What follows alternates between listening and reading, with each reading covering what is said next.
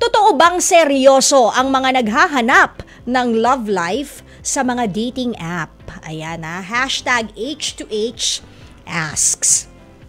Sabi nitong si Christina, di po lahat kasi yung iba, libangan lang nila yan. Ay, trip-trip lang, ganon. Si Sergio Gonzalez, 50-50 ang sagot ko dyan, Kuya Poy. May iba na oo, dahil naniniwala sila base sa karanasan na rin ng iba. Pero ang totoo, hindi pare-pareho ang swerte ng tao. Totoo naman yun.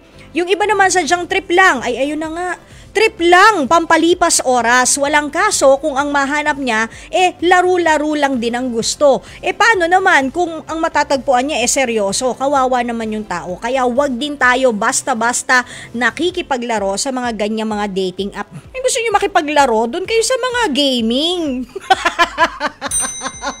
Diba? Doon kayo sa gaming, wag kayo sa dating app. Ano ito, ha? Gusto niyo pala maglaro mag-PE uniform kayo.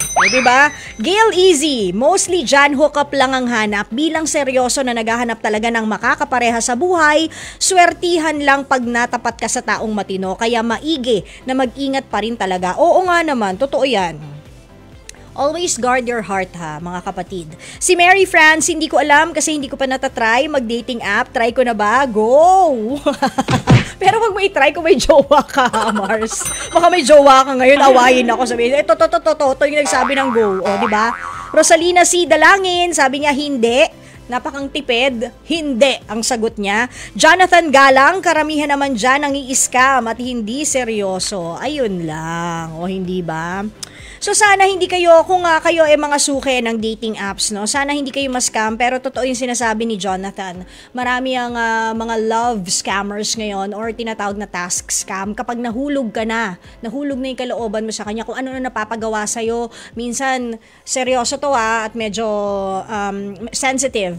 Yung mga bata baka may nakikinig. Minsan sasabihin, patingin naman ng nude. O diba, mga nudes, show me nudes, mga ganun. Syempre ka naman si in love, diba? Tapos online kayo, nagpakita ka nga ng nudes. Ayun, nako! Ba-blackmailin ka na niyan, te. Sasabihin, itong binigay mo, nako, kung hindi mo ako binayaran ng so and so, ipagkakalat ko to sa internet. O, patay na. O, diba? Tapos noodles lang ang kapalit tsaka sardinas. Char! Diba? So, ayan, mag-iingat din tayo kung dating app. Pero hindi naman natin sinasabi that it's all bad, ha? Cause, diba? Cause, tinan nyo si Angelica Panganiban. Angelica Panganiban, Homan. Oh, yung isa namin reporter, pang ilang beses ko nang naikwento to. Si Patricia Mangune, Reyes na siya ngayon, dating app din. Oh, 'di ba? So hindi naman din lahat is bad, pero ang pinakang bottom line diyan ay mag-iingat po tayo. Okay? Speaking of ingat, ay, ito, sandali. Si Remy Ibasco, sabi niya, yung mga nagde-dating app, desperado daw, patay. Ayan, Remy, saan ka nakakuha ng love life? Ibulong mo sa amin para at least kahit paano, no? Makaano rin kami ng idea kung saan, 'di ba?